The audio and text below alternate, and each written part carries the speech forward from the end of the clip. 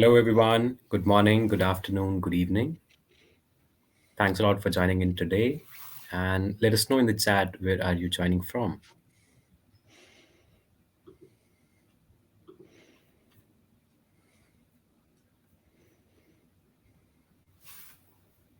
Okay, I can see people from Ireland, a lot of people from Europe, a couple of people from US, Germany, Amsterdam. Okay, so let's get started. Thanks a lot again for joining in today. I'm Utkarsh, the Global Expansion Lead at ADPList. And if you don't know about ADPList, so ADPList is a global mentorship platform.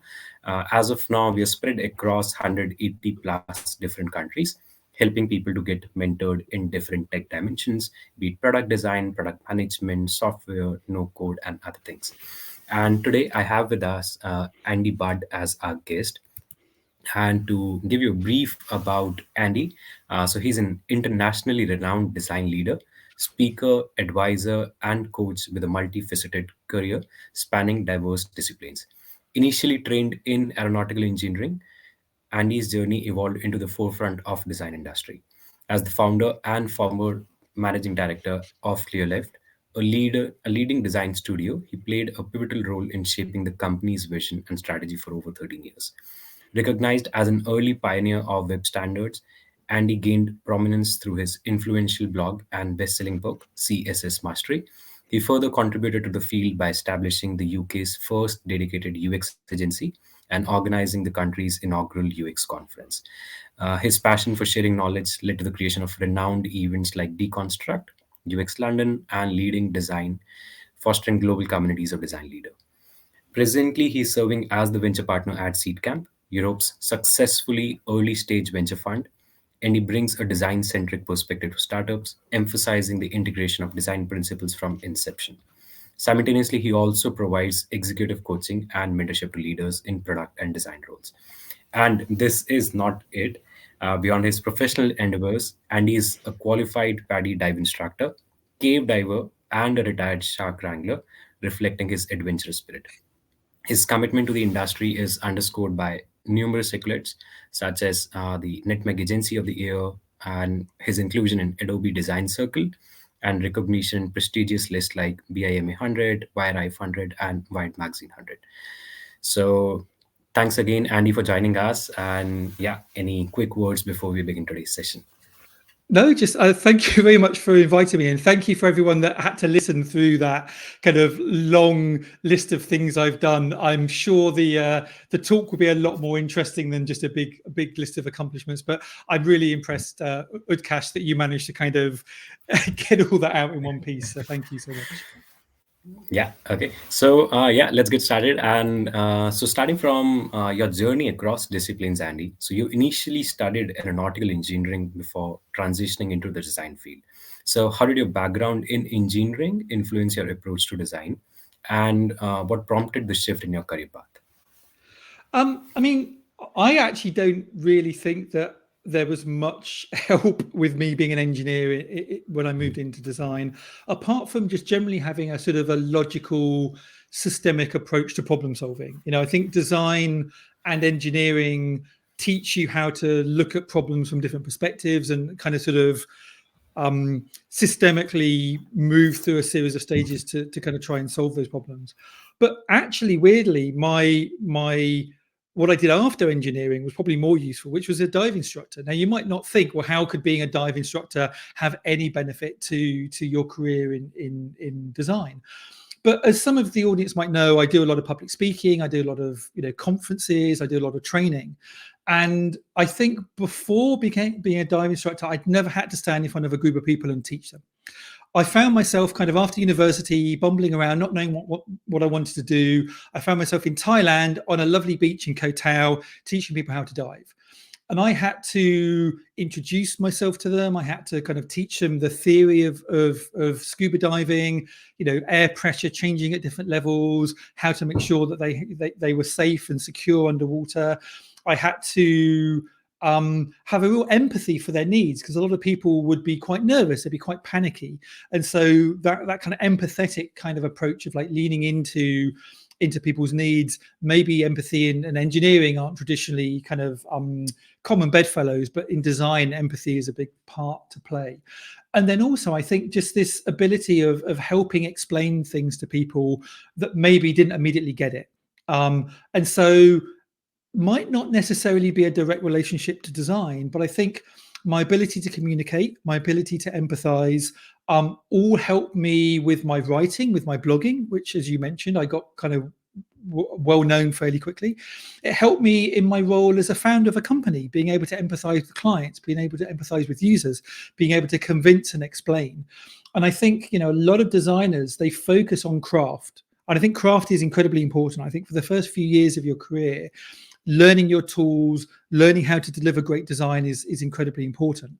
But once you've reached a certain level of your craft, the real impact you can have is through building strong relationships with people, communicating with them effectively, and helping them through the process in a kind of a smooth way in order to convince them to kind of ultimately take on board your ideas and your recommendations. And so I think being a diving instructor was a big part of building my confidence in communicating in that way.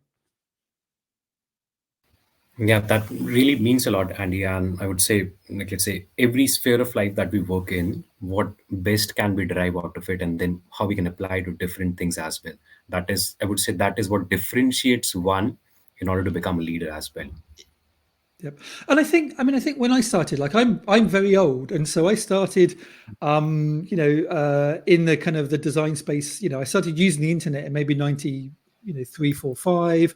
I started getting into digital design in maybe 98, 99, and so there weren't people that came into the industry with well-defined technical careers because there wasn't an industry to come into. Like everybody that I met, a lot of my peers, a lot of my friends who are of the similar kind of generation to me, they came from a whole disparate range of backgrounds. Maybe they were musicians and they were building their first band site, and then they built their friends' band sites, and then they found that they could make money off of building band sites.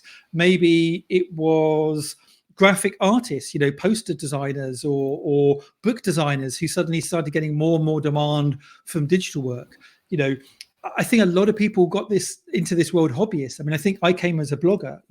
I built my own blog, and then I was, talking about how to design and build things on that blog. And so people then start approaching you to do more and more work. And so I think you see people of my vintage, most of them don't have a traditional background. I think these days you can go and do a boot camp, you can go and do a UX course, you can go do a leadership course, and you come in a little bit more fully formed. But I really like the fact that my peers come from a whole range of interesting, unusual backgrounds. I think it gives you a little bit more nuance and novelty in the work you do. Yeah, that's true. And just when we're talking about different things, so you've also built a lot of design communities, right? So, for example, the events like dConstruct or UX London or Leading Design, you played a significant role in building these design communities. So, how do these communities impact the professional development of designers as well as the leaders? And what trends do you see emerging out of these? Oh, I mean, it seemed like there were 3 or 4 questions there. I mean, I think, again, a lot of the early people to the internet, the way they learned is from the people that came before them. And so I think there was always in the early stages this desire to pay it forwards, to thank the people that gave up the resources that you learned for free by giving up resources and time to other people. So I was running in sort of 99, a small little monthly get together called Skill Swap, where people would come, like 30, 40 people would come to a meetup, and I would teach them a thing, or I would get somebody else of the community. And so it was really community driven. And that's partly because there weren't courses, there weren't all of these formal resources, there weren't kind of paid cohort courses you could go on. And so I think the community was always at the heart of the early web. I think as the industry grew and more people came into this already formed marketplace, there was a desire and a need to meet people of their kind. And so events go from 30 people in a room to a 200-person conference to a 2,000-person community like Leading Design. And I think in the early stages, a lot of early kind of web people, they were the misfits, the outcasts, the kind of the geeks. And so there was always this kind of desire to use technology to kind of bring people together. I think even to this day, like most of the design leaders I coach, they're the only design leader of their kind in the organization. They report to a CTO, a CPO, a CMO, a CEO. And so they feel that they are often misunderstood. They are often fighting an uphill struggle, and it could be really lonely. And so join a community like Leading Design, where you can explain your experiences to other people, and other people go, oh, that's not unusual. You're not a bad design leader. This happens to everybody. We get it. You're amongst a safe group of people. Like that sense of place, that sense of community, that sense of belonging, I think can be really, really important. I think even for younger designers, and this is why I think ADPList does such a great job. If you're maybe in year 2 or 3 of your career, you see all these amazing portfolio sites, you see all these people, kicking ass in all kinds of ways.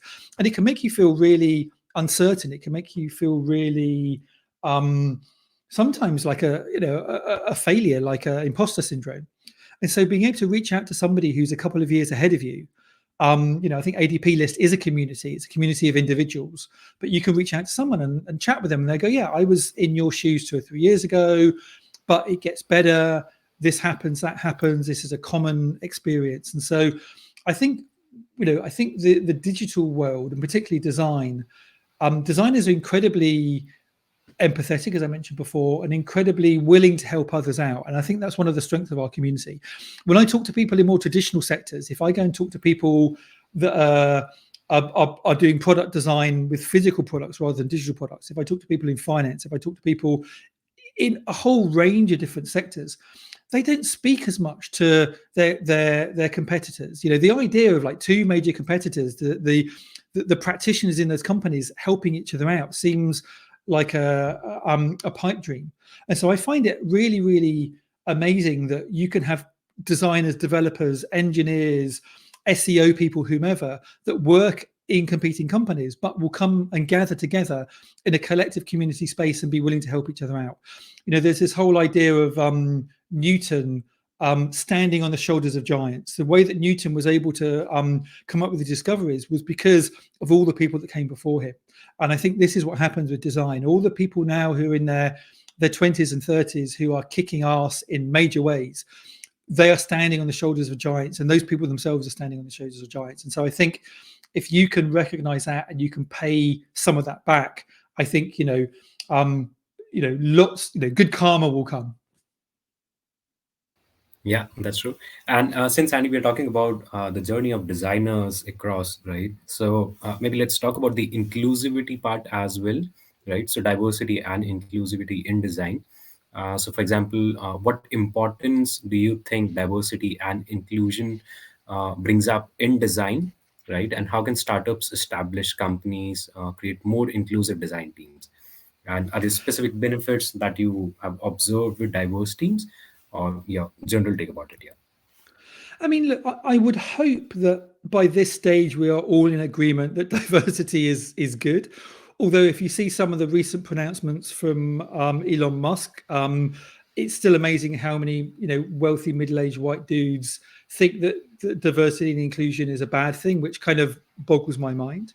But I think from a designer's perspective, like we are building products that we want our customers to use, and use them in a smooth way in order to get value from the products.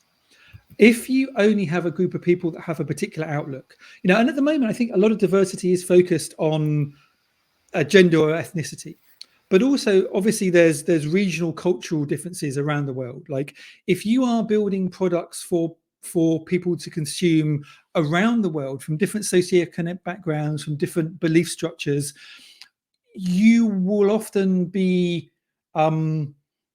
blind to biases that you have that other people might see if you loop them in.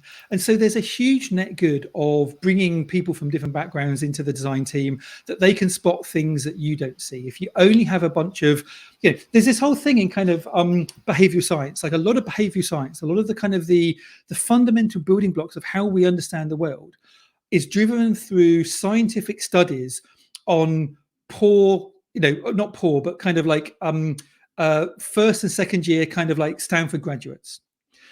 Now that's interesting. You've got access to them. They'll come and do your little tests of whether you'll pay get £10 now or wait for a year and get £20. All the kind of like the classic behavioural studies, but if this stuff isn't being done on people outside of this bubble, then it's going to be really difficult to tell whether this general perspective is going to be universally globally accepted. And so I think the same is true of tech culture. If you've got a whole bunch of people that look the same, speak the same, talk the same, have the same cultural background, all getting into a room and saying, "Hey, well, how is this going to affect users?" You're gonna get kind of groupthink.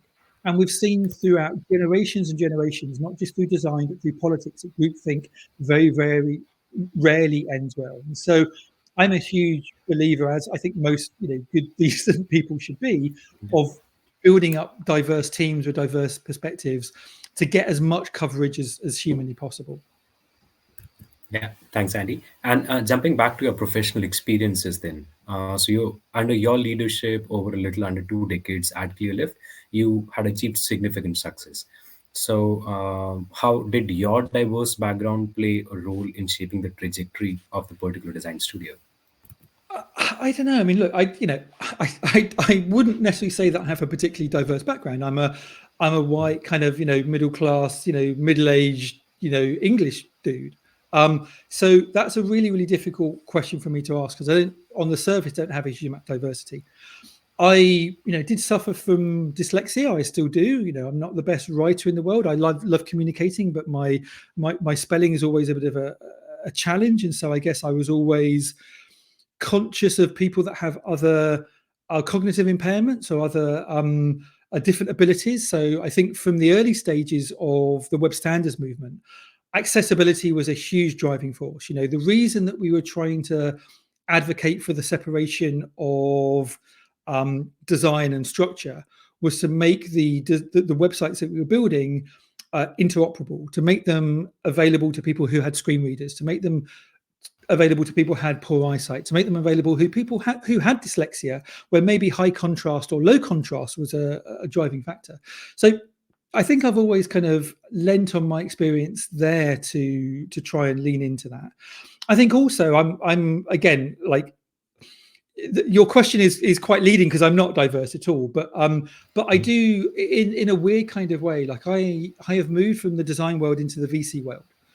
And the VC world is often dominated by people that have gone to public school, who have had all of the benefits that life can throw them. And I was born on a kind of a council estate to kind of working class parents. Didn't own our house, didn't travel overseas. In fact, the reason I wanted to become an aeronautical engineer is because I thought the only way I would ever be able to travel out of the country was to fly rich people in a plane, on an airline to foreign countries, to be able to go and experience that. And so I think I try to lean into wanting to get more diverse voices into venture, because I think the same applies with design. I think you want to have more people with more backgrounds to see different things in potential founders. And also, I'm a big advocate for finding people who have otherwise been overlooked and trying to invest in them and trying to support them and help them. Like, I'm one of a very small number of people, so a very large number of people in this space. And so there's only a limited amount I can do, but I'm always a kind of a champion for people, particularly people that don't come from the standard founder or kind of VC background. Okay, and since we're talking about the venture partner role, so I guess now's the time when we talk about how do you see the role of design in shaping the trajectory of early stage startups? I mean, a lot of people ask me, like, why on earth did you move from design into VC? Like, you're running a successful agency, you ran all these kind of conferences. And I have to admit that after I left Clearleft, I did consider going into a more traditional kind of design leadership role. But at the time, like, one of the reasons I started doing leading design, the conference that I run and is still running today, is because I was having all these conversations with design leaders separately, and they were coming up to me with the same problems. Like, Andy, I work in a company that doesn't value design, doesn't appreciate design. the founder thinks design is just the kind of the nice looking stuff that sprinkles on the top. I'm really, really struggling to kind of make an impact. And so one of the purposes of starting Leading Design was, rather than me trying to help people on a one-to-one basis, we could get like 200 people in a room, going back to your community thing, and kind of share some of the experiences and frustrations. But off the back of Leading Design, I had lots of people reach out to me, say, look, Andy, I'd like to spend a bit of time with you. Can you help me solve some of these problems? Which is why I got into coaching. I've been coaching now for a couple of years. And what I tend to find is that most organizations, the early successes don't come directly and consciously through design. Maybe they hire their first designer when they're 10 people or 20 people. Maybe, they'll have a ratio of 10 or 20 engineers to one designer. Often the early stages of success are around kind of building capability, and design often comes a little bit later in people's thinking. And often it's the point where you try to cross a chasm, and crossing the chasm is usually your early adopters don't really care what the product looks like or how it works, as long as it solves a problem. But very, very quickly you start to get more sophisticated users in who have a higher barrier to user experience. And so what ends up happening is the things that you did as an early stage founder that worked suddenly stop working.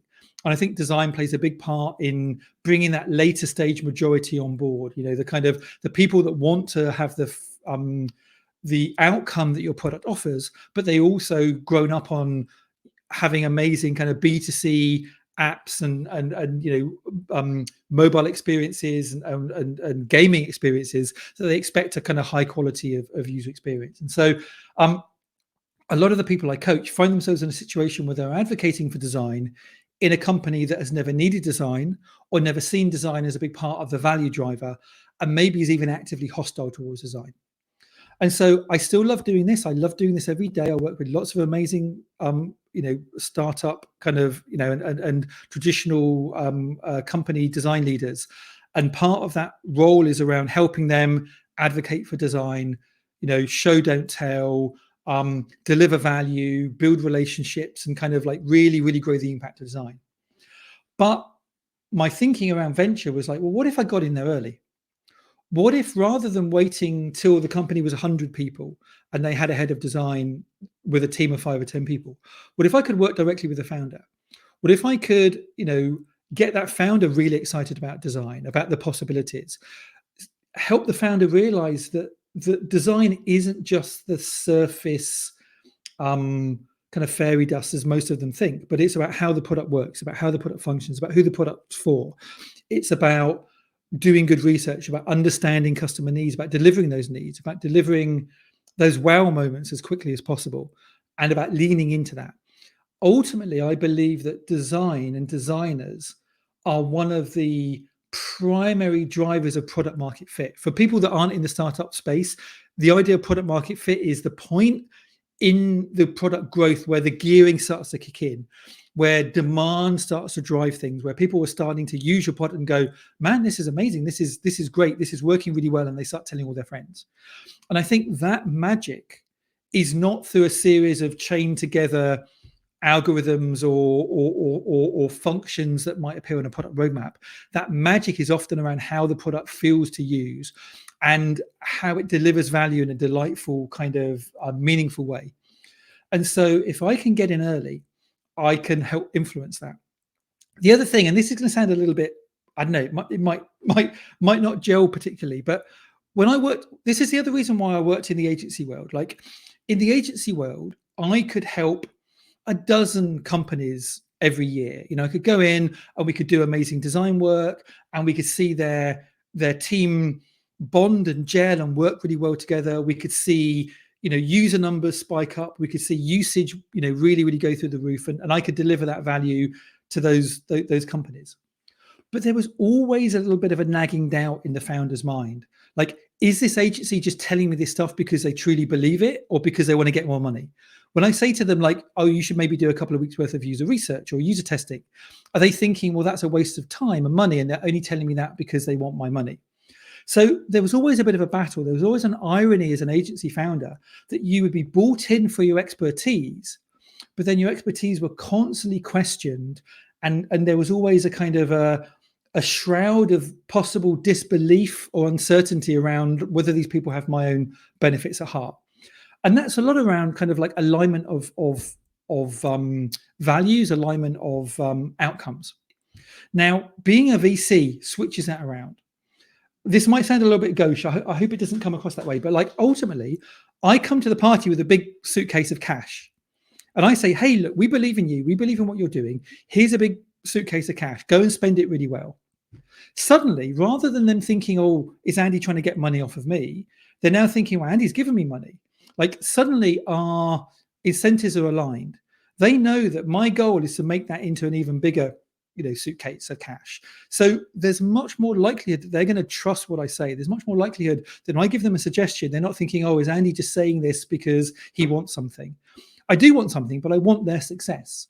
And so I found that the founders I work with are much more likely to take on board my recommendations than they ever would have been as a freelancer, as they ever would have been as an agency person, because our outcomes are aligned. And so I found that really, really positive. And it's something that a lot of the design leaders that I work with struggle with, because again, a lot of design leaders are seen as a cost to be managed. When the design leader says we need to invest in research, when the design leader says we need to do a little bit of usability testing, when the design leader says we need to get a content strategist on board, or a UX writer, or a design ops person, there is always a sense that, do we really need this? Is this going to be a waste of money?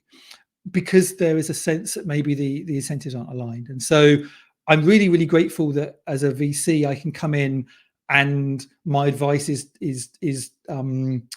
listened to. I'm not suggesting that I want people to always do what I'm saying, because there's a whole multitude of different recommendations out there, but at least it's taken seriously, and you don't get the immediate pushback that you often get as an agency founder and as a design leader. Yeah, that's very, very true, Andy. And since we're talking about startup founders, I would want to deep dive into their struggles as well. So I've been a startup founder myself, and I've worked with a lot of startup founders very closely. And I would say that being a startup founder can be very, very demanding as well, right? So in these cases, how do you recommend founders prioritize their own personal growth, avoid burnout, and build resilient teams that thrive in this phase of challenges? Well, I mean, again, I don't know if this was a deliberate kind of sort of nudging to one of the things I do, but obviously, as well as coaching design leaders, I coach founders, and I love actually coaching founders and design leaders, because I get to see both sides of the coin. When I'm coaching design leaders, they often don't understand the pressures that their founders are up against, and think that they're just being bloody minded, they're just being difficult. And actually, I'm always surprised that as design leaders, we're really good at empathizing with our end users, but we're often quite poor at empathizing with the other people in our organization, including sales, marketing, and leadership. On the other side of things, I think having been I've not really been a successful, unicorn, founder, but I've run a fairly successful agency, and so it can be quite lonely. You, even if you're surrounding yourself with really, really amazing people who are really talented, and who are really supportive, at the end of the day, the buck stops with you. And quite often as a founder, like, you don't get to celebrate all the amazing things that happens, because if you're a good founder, you want to allow your team to be the ones driving those amazing things. But what often happens is you're the one that ends up having to put out the fires. You're the one that, like, your team members point to if you've got an unhappy customer, an unhappy partner, a difficult, challenging situation where different parts of the organization are kind of not working well together. So weirdly, on the surface, everyone thinks, oh, the founder of the company must be having a brilliant time. They're bossy. They've got loads of money. They can get to choose what they do. Often the founder pays himself the least amount of money of anybody in the company, because they can and they have to. Now, they're going to hopefully get a good outcome out of it. So I'm not saying, boo-hoo to these founders, but often like, they are the poorest paid people in the organization in the early stages. Often they are under a huge amount of stress, a huge amount of performance. Often they'll have 5 different people coming to them with 5 different competing demands. The designers will be saying, well, you absolutely have to do X. The salespeople will say, no, you absolutely have to do Y. Marketing will be saying something completely different as well. And so you're constantly having to manage through these competing situations where no matter what decision you make, you are upsetting somebody. And that's something I think a lot of people don't realize is, as a founder, you are constantly just upsetting different people of your organization, because when you're facing competing tensions, you can't do something that everybody's happy about. So there's always like, oh, I'm sorry, design leader, we'd love to be able to get you another resource here, but we actually need to focus on X at the moment. And so you're constantly in this place of disappointment, which can be really challenging. I think having a good support network is important. It's the same for design leaders or any manager. I think having a good support network is important. I think, physical fitness, this is just really basic stuff, but like exercise, get sleep, if you can meditate or go for walks in the country or get a dog or whatever you do, have hobbies to kind of like separate yourself from the worry and the stress. I would also say, slightly self-serving, is work with a mentor or a coach.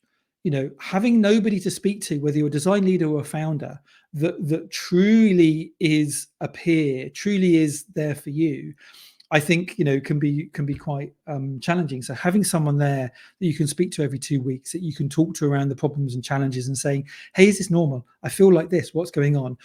The other thing, which I think a lot of people don't realize about founders, is if you go and join a company as a designer, you are probably going to be staying doing that design job for 3, 4, 5 years. Maybe if you're lucky, you move into a managerial job.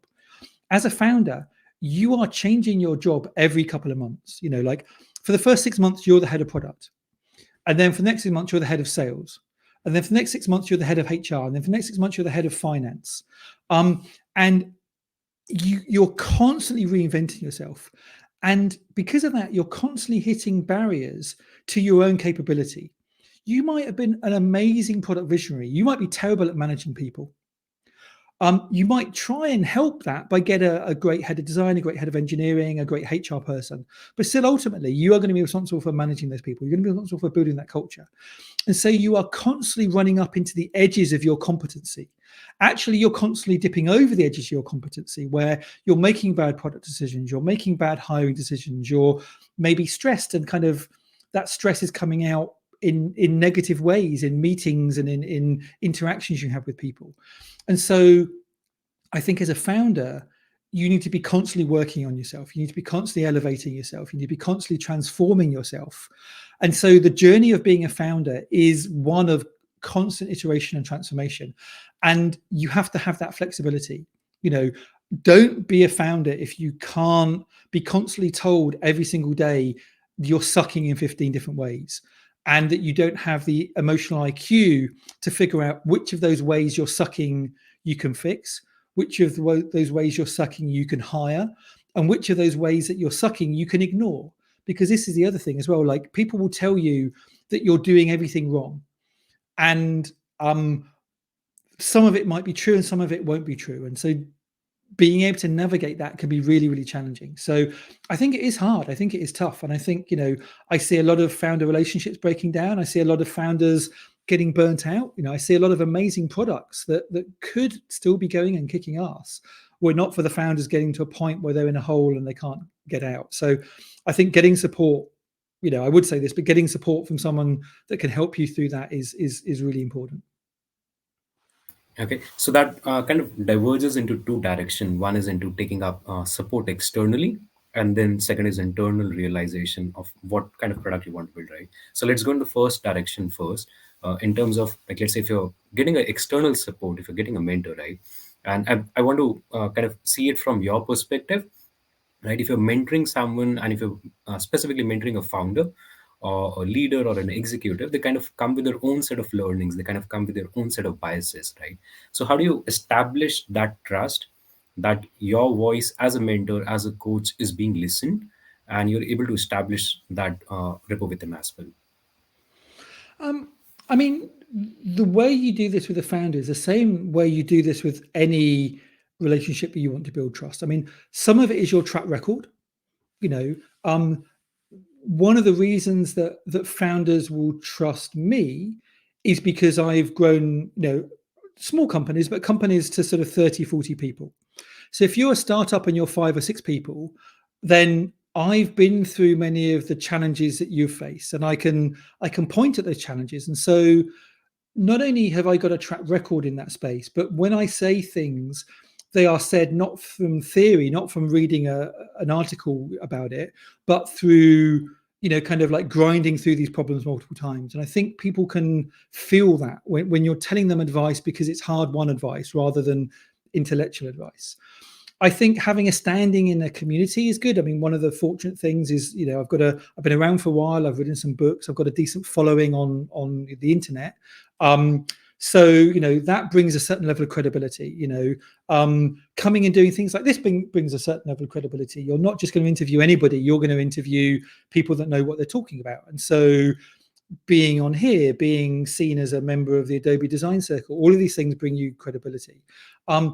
And that can happen in a global position, but it can also happen locally. Like, you could be the person that organizes your local UX meetup, or you could be the person that, in your local town or city has the best ranking on ADPList, or you can be, somebody that gives talks at your local, UX boot camps. And so you can build credibility in a number of different ways.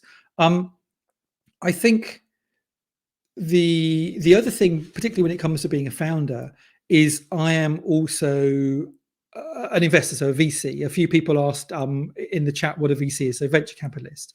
So I work in a seed stage fund, where we get given a big bunch of money from investors, and we are asked to go and invest it on their behalf. And so we will typically go out and we will write like $1 million check to a founder. And we'll do this maybe 20, 30 times a year. And over 3 or 4 years, we might invest in 60 or 70 companies. And so I am cycling through 60, 70 different stories over a 3-year period. I'm talking to countless other founders. I'm starting to build connections in my mind. I'm starting to build a map of what works well and what works badly. Not just from having worked in one company, but having worked and helped dozens and dozens. And so I think that validity helps. I think particularly when it comes to founders, a big part of them staying alive is raising funding. And so having somebody on their team that they talk to on a regular basis, that understands the mind of an investor, that understands what a good debt looks like, understands what a good product strategy looks like, understands what a good raising strategy looks like, all gives you a sense of confidence. It's the same as like going to a doctor. Like, you kind of want your doctor to be a specialist, to have a track record, to be able to say, I'm an expert in this area and I've been doing it for 20, 30 years. And hey, look at all of my happy patients. It's the same thing. I think if you're a first-time doctor and it's your first, surgery, you're going to be nervous, and the person that's going to go under the knife is also be nervous because you haven't got that track record yet. So I think, that track record kind of experience accretes over time. Okay, thanks, Andy. And to go into the second dimension now, in terms of the success metrics that we were talking about related products, right? So I would say building a great product is crucial, but then there are other success metrics as well, and sometimes they're kind of overlooked, right? So how can founders ensure that they're building not just a product, but a successful and sustainable business as well? This is a really good question. It's a little bit vague, obviously, sort of maybe deliberately so. But the biggest gap I see between designers and business people and founders is, I actually think the vision for where the product will be in 5 or 6 years is usually the same. But I think designers lean heavily into the future vision. And I think founders often realize that we're never going to get to the future vision unless we go through these suboptimal kind of lower level experiences. Like, you are not going to, there's no point building a product that is working for 1 million people if it's not even going to work for 100 people or 1,000 people. There's no point building a big research team and a big product team and a big UX team if you currently have 5 customers and your goal is to get to 10 by the end of the month. There's no point leaning into a big waterfall project that might take a year if you might run out of capital in 6 months' time. And so I think that division between the the end goal and the speed at which you can get there between designers and founders is often the biggest source of tension, I'm afraid. And so I think there needs to be a little bit of balance between the two. I think because founders are living in this sort of this mental mode of scarcity, that they are constantly going to be eaten by a saber-toothed tiger, or they're going to be kind of run out of food and die, that a lot of the decision making becomes very narrow. It becomes very tunnel vision. It becomes very short term. That's understandable. What you can't do is beat your leadership team up over their narrow vision, because that narrow vision is going to get them to the next target. But what you can do is you can slowly open their field of view, so that it becomes a little bit broader. At the same time, I think designers need to narrow down a little bit. They need to be a little bit more willing that if the head of sales says, look, I know we haven't done 3 weeks worth of research, but we have these 2 customers that absolutely need this feature. It's going to deliver us 200 K ARR in revenue over the next 12 months. We just need you to do it.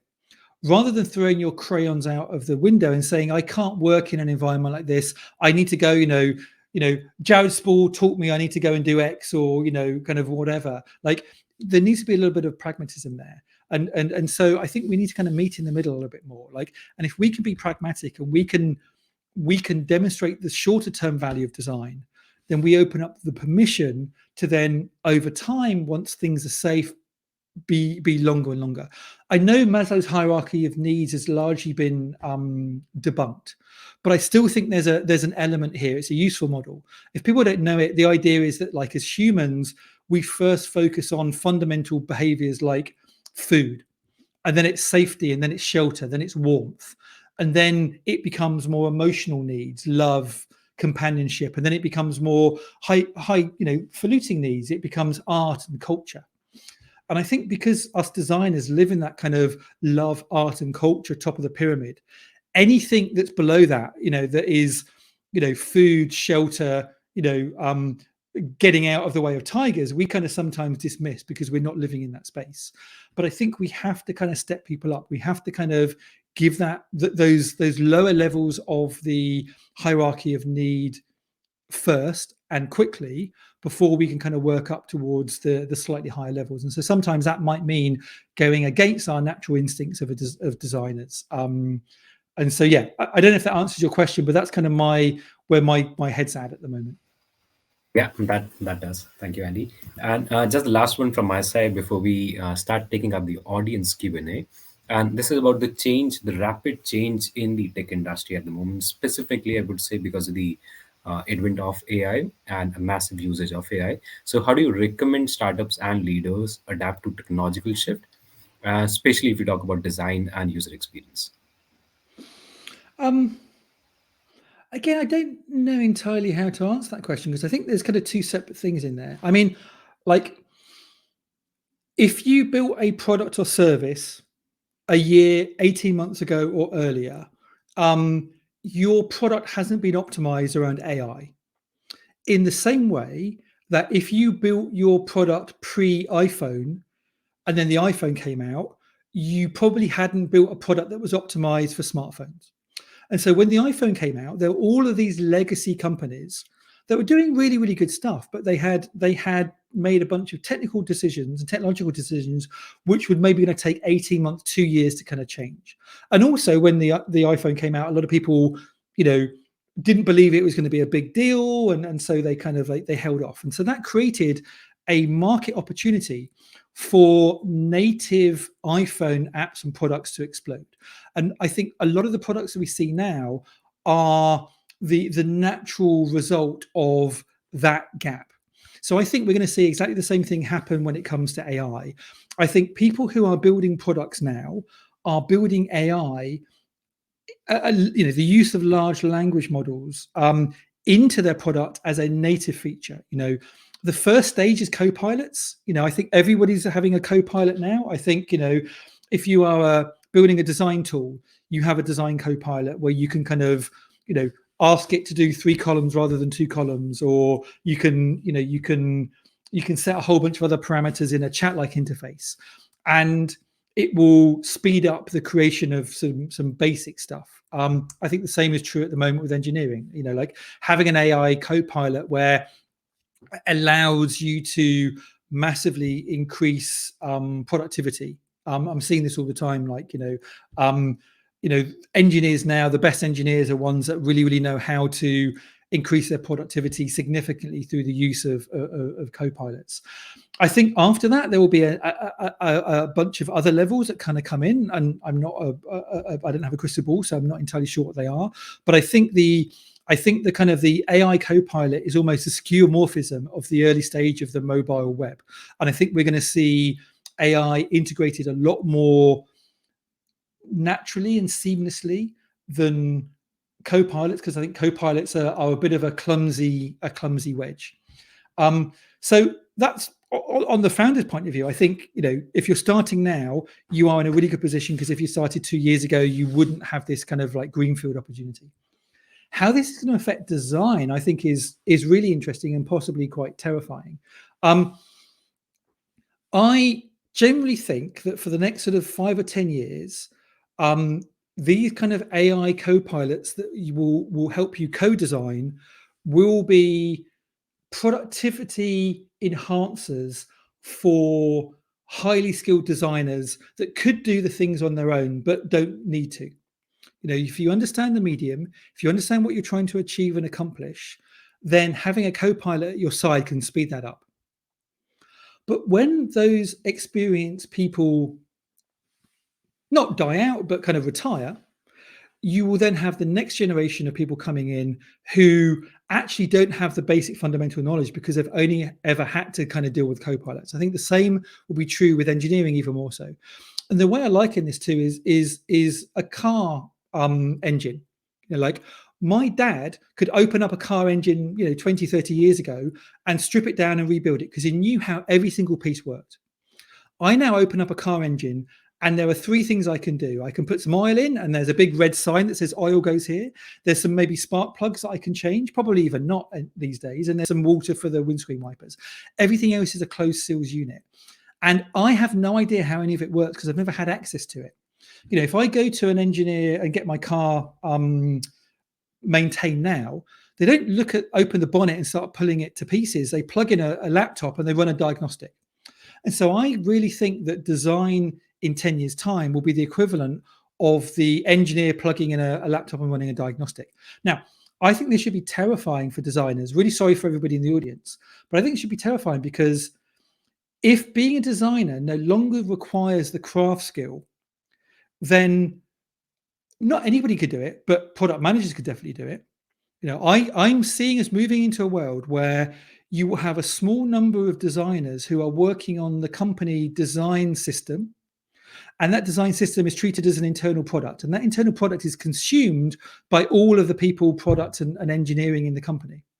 But if you have such a sophisticated design system and sophisticated design tools that allows anybody without craft experience to assemble the pages and the flows, then you don't need to pay for somebody who has a high level of design capability to do that. And so I'm already seeing really, really high quality designs coming out of companies where they don't have a designer, where they have an engineering team with access to a good library, and they have a product manager who is doing often really quite bad UI flows, but it kind of doesn't matter how bad it is because the scaffolding helps make it look better, and then you launch it and it'll be rubbish and you iterate and it gets better and better and better. And so that's not the way I want to design. That's not the way I want design going. But I can't help but thinking that is the inevitable endpoint of many of the decisions we as an industry have made. And there is a window in which I'm not saying that we'll never need designers. There will always be a need for designers. But I do generally think that we've hit peak design. I think the number of designers we need going forward will be smaller, and it will be slowly decreasing as I think teams can do more and more with less and less and less.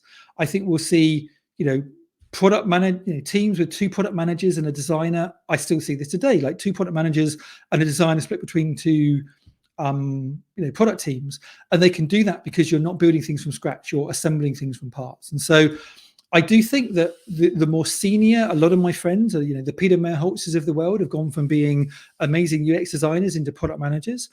Most of my friends who are in their kind of like, late 30s, early 40s, who were UX designers have lent into product management if they've not lent into design management.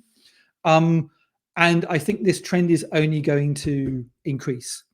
At the same time, I think the use of no-code tools will probably do the same thing with engineering. And so I think there will be a battle where is it designers producing stuff in no code where the engineers don't have to get in touch? Is it engineers building with libraries where the designers don't have to get in touch? And I think both of those will happen. And I think the end result will be product managers will hoover up all of a bigger and bigger and bigger bulk of the work. Yeah, that's really relatable. So I'm a mechanical engineer by education. So the moment you mentioned about the car engine and opening it up, it was so relatable for me, because whenever I go to my institute and I talk to junior students now, 10 years, the batch junior to me, and I really feel that gap, wherein they kind of question it up. Why do they really need this knowledge when there are softwares out there to help them up? But at the end, you really need to know the basic stuff. So there were a couple of questions in the chat I saw which sort of vaguely follow on for this, which if you don't mind, I'd kind of like to jump in, because one of the questions obviously that comes out of this is, well, what are younger designers meant to do? So I think if you are a team and you have the tools to deliver new functionality in your product without having designers involved, then I think there is a general move, like I say, from design, direct manipulation into strategy and into UX and into product.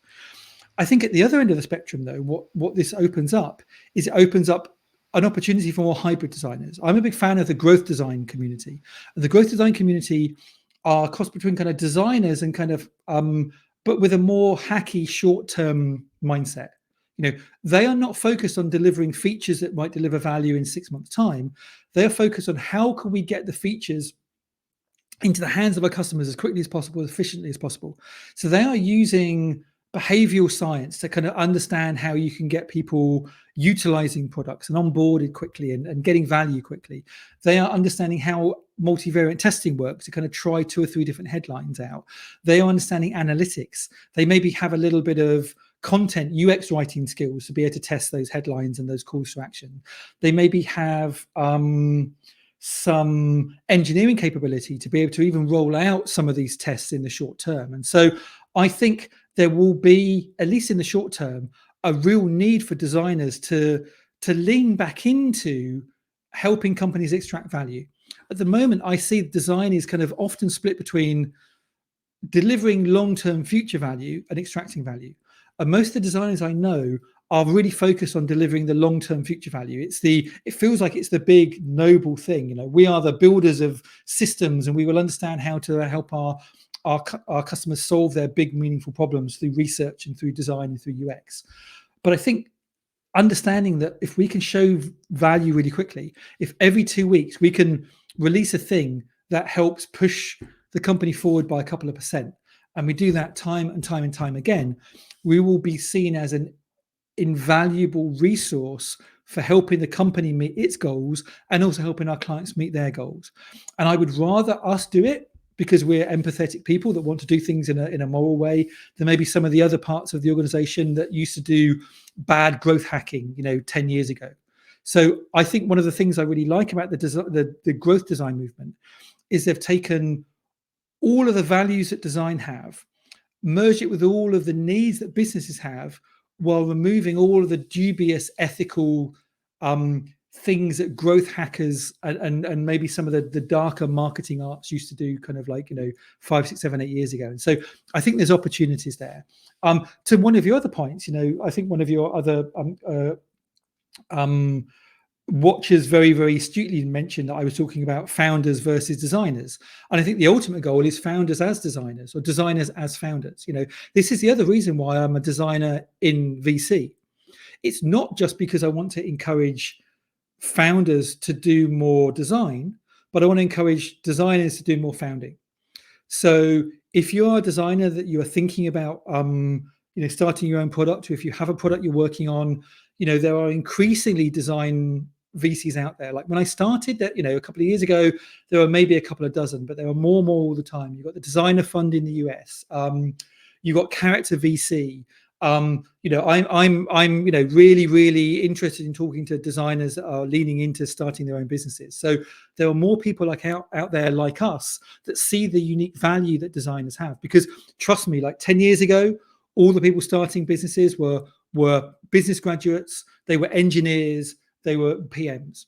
But now I'm seeing more and more designers lean into this. And so I would love to see a bit of a revolution. I would love to see designers go, if I can't work in a company and convince them to value me, I'm going to go and start my own business and I'm going to show them. And so, yeah, I would love to see that all of these sort of little companies that start now in 10 years' time will be these massive unicorns that can really, really prove the value of design. Yeah, and a quick fun fact. I know, Andy, you have been talking to Felix for a little while now. So Felix is a designer, and ADPList is a design-led organization, wherein both of our founders are also designers at heart. Okay, and we have a really good question by Jaspreet here in the Q&A. And this is, what skills should senior UX designers hone in on to be considered for lead roles?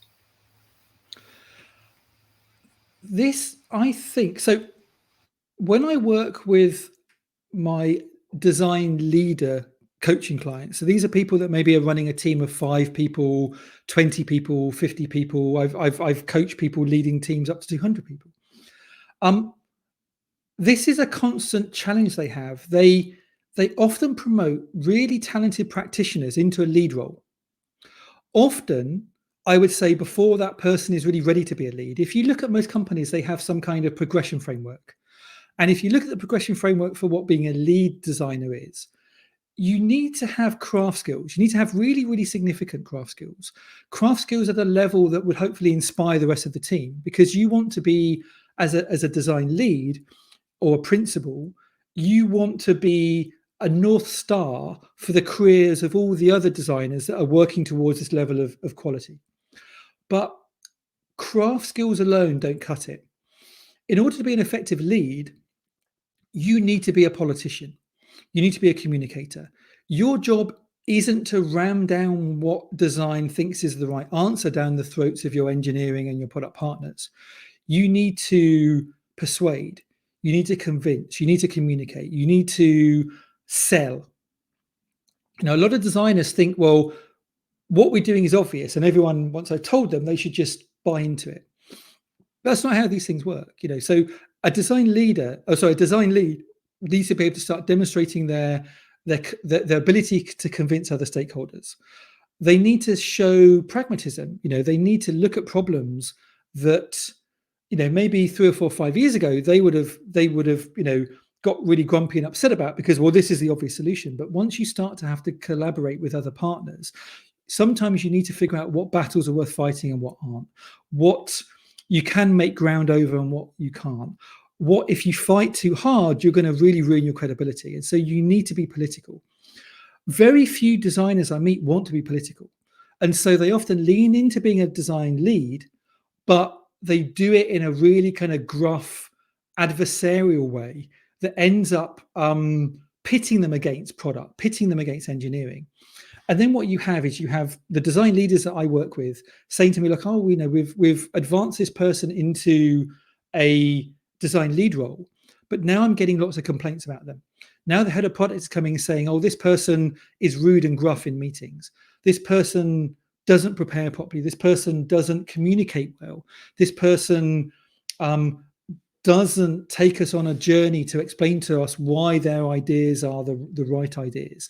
And then that person has either, the design leader either has to coach you and put a lot of effort to bring you up to the level that you say you already are because you have this design lead role, or get into a really difficult situation where they now have to kind of manage you back down into a more suitable role. And a lot of this happens, I'm sorry, but a lot of this happens because a lot of designers, like, it's understandable. Like, having a design lead title is great. It's the first step into leadership. It looks great on your CV. oh, my friend has been at Meta for 18 months and they've just got a leadership role. I'm a better designer than them. I should get that kind of role too. And so a lot of the time we end up giving people these titles of design lead way before they have demonstrated the skills necessary, because we want to keep them. Because we're like, oh, if I don't give this person the lead role, they're going to go and get a job somewhere else. And so you end up with this really, really terrible situation where you give people titles above their ability. They struggle to deliver on that promise. And then they get really upset when you start to give them sort of corrective feedback. And so it can be a really, really challenging situation. And so I think the only way to do this as a leader is to spot talent, because it's not always the best designer that makes the best lead. Like sometimes, and this can also be really, really damaging, like and hurtful to people. Like I've seen people in design teams who are clearly the better designer, but they get held back from promotion because somebody else who is clearly a worse designer is a better communicator, is a better bridge builder, is a softer, more cohesive leader. And they look at the person's work and go, well, look, I can design better than you. But that's not the job anymore. The job isn't being design. Like the job is something else. And so you have to manage your own ego. You have to have a high level of EQ. You have to look at what the other skills are that you need to lean into, and you need to do that. It's not just about getting a bigger title now. It's about applying a whole bunch of new skills. And that can be really challenging, and I actually meet quite a lot of, early stage design managers who go back to being an IC, an individual contributor, because they thought being a design leader was something else. They thought that being a design leader was going into meetings and telling people what to do. But you can't operate like that in most organizations. If you go and tell the product manager or the engineering manager what to do, they'll tell you to get lost, and then they'll go and ask somebody else. And so it can be quite a challenging move. And so, yeah, another thing I do a lot is kind of helping people get through that kind of blockage and fundamentally change the way they think about problems. And typically what happens is you become a design lead, you do a terrible job, you get frustrated, you leave, you go to the next job as a design lead, the same things start happening, and you go, oh, maybe it isn't the title, maybe it isn't my boss, maybe it isn't the person in product, maybe it's me. And then suddenly, once you've experienced that 2 or 3 times, you start realizing that it's me I've got to work on. It's not just me shouting at my business that they're not doing it right. Maybe I'm not doing it right. But that is a really, really hard lesson to learn. And many people struggle to do that. Okay, thanks a lot, Andy. That brings us to the end of today's session. Thanks a lot for joining us today.